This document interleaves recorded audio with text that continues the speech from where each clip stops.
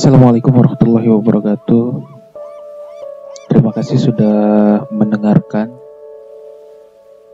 di channel ini. Kali ini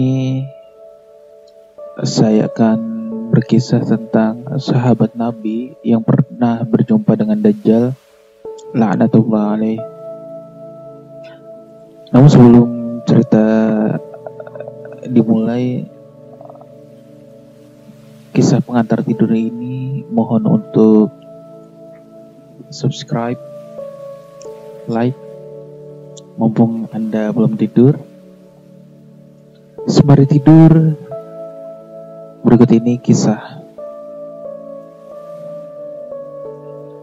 Fatimah Ibnu Qais pernah meriwayatkan dalam suatu kesempatan, usai menunaikan sholat berjamaah, Rasulullah Shallallahu Alaihi Wasallam naik mimbar. Seraya tertawa kecil, terdengar dari kedua bibirnya ucapan kepada semua yang baru saja menunaikan sholat tetap berada di tempat. Setelah semua sahabat duduk tenang, beliau kemudian mengawali pembicaraannya. Apakah kalian tahu mengapa aku kumpulkan kalian? Mereka menjawab, Allah wa rasuluhu a'lam. Allah dan Rasulnya tentu lebih mengetahui. Beliau kemudian melanjutkan, demi Allah, aku tidak mengumpulkan kalian untuk sebuah kabar yang menyenangkan atau yang menakutkan. Namun, aku kumpulkan kalian karena Tamim Ad-Dari yang dulunya adalah seorang Nasrani, kemudian ia datang berbaiat dan masuk Islam. Selain itu, dia juga menyampaikan sebuah cerita yang sesuai dengan apa yang ingin aku ceritakan tentang Dajjal. Sekedar informasi tambahan, Tamim Ad-Dari adalah seseorang warga Nasrani Palestina yang pernah berjumpa dengan Dajjal dalam satu perjalanan ke Jazirah Arab. Sepulangnya ke rumah, Tamim Ad-Dari berhijrah ke Madinah dan masuk Islam. Setelah berada di Madinah, dia menceritakan kejadian yang ia alami kepada Rasulullah Sallallahu Alaihi Wasallam. Mendapat kabar tersebut, beliau lantas mengumpulkan para sahabat dan menyampaikannya kepada mereka. Dengan demikian, tak perlu diragukan lagi bahwa kisah ini benar dan sahih.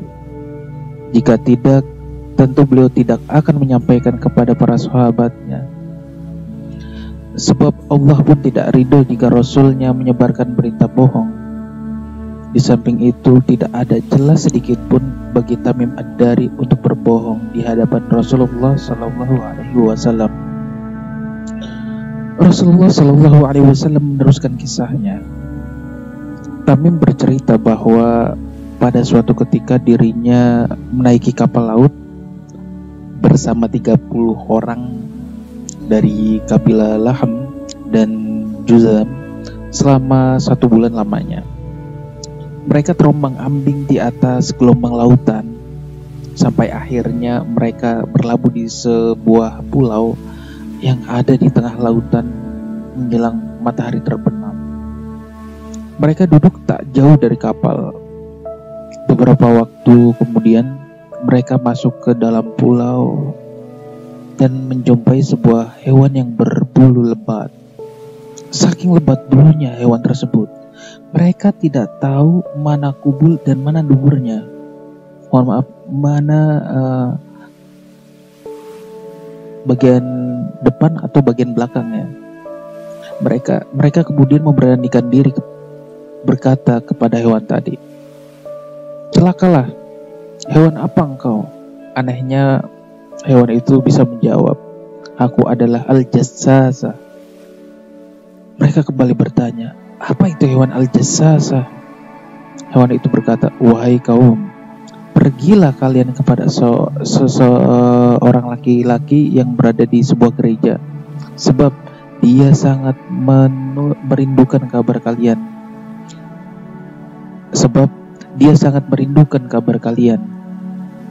Seperti yang dikisahkan Rasulullah SAW, Tamim menuturkan, setelah hewan tersebut menyebutkan seorang laki-laki kepada kami menjadi takut.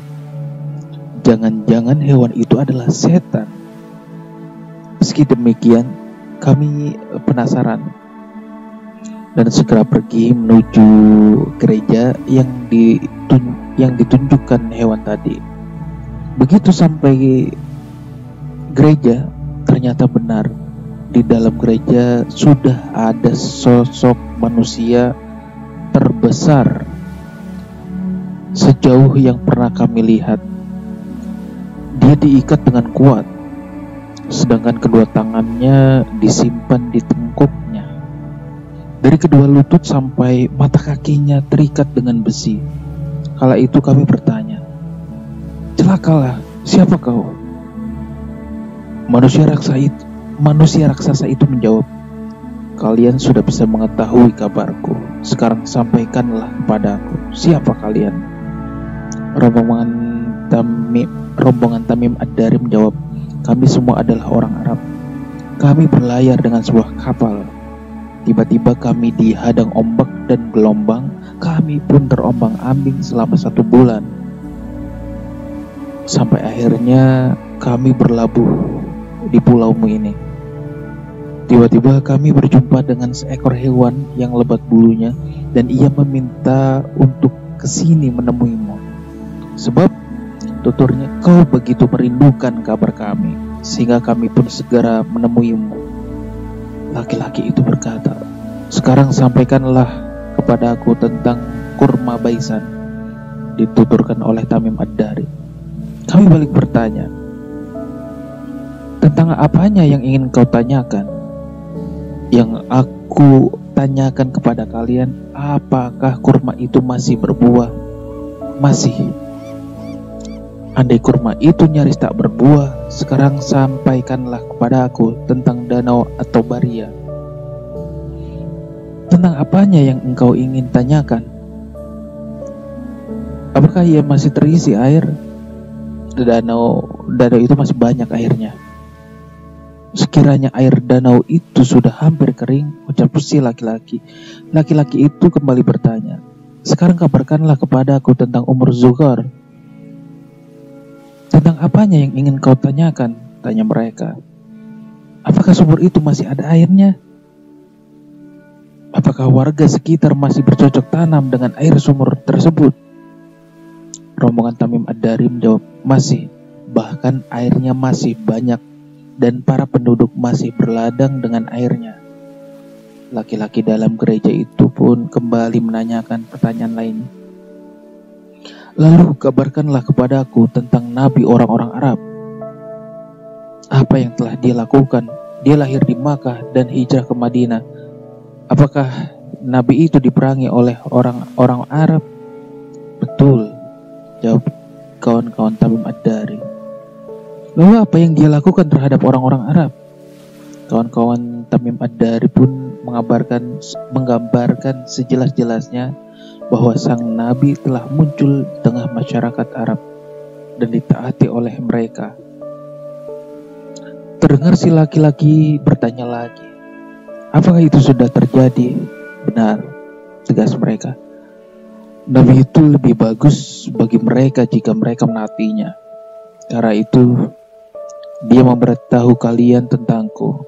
Sesungguhnya aku ini Al-Masih, Dajjal. Aku hampir saja diizinkan keluar. Setelah keluar, aku akan berjalan di muka bumi. Tindaklah aku biarkan satu pun kampung kecuali aku singgahi dalam 40 hari selain kota Makkah dan Madinah.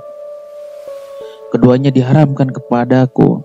Setiap kali aku akan masuk ke dalam keduanya atau masuk ke dalam salah satunya, aku dihadapi satu malaikat dengan pedang terbungkus sarung di tangannya yang siap dihunuskan untuk menghalangiku. Setiap jalan bukit yang ada di kota itu akan ada malaikat yang menjaganya." Di akhir kisahnya, perawi hadis ini yakni Fatimah binti Qais menambahkan, sambil mengetuk mimbar dengan tongkat, Rasulullah Shallallahu Alaihi Wasallam bersabda, "Ini baik, Ini baik, ini baik. Maksudnya Madinah. Beliau memungkas kisahnya. Bukankah aku telah menyampaikan hal itu kepada kalian? Para sahabat menjawab, benar.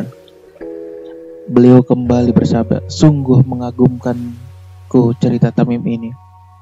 Ceritanya sesuai dengan yang ingin aku sampaikan kepada kalian tentang Dajjal, Makkah dan Madinah.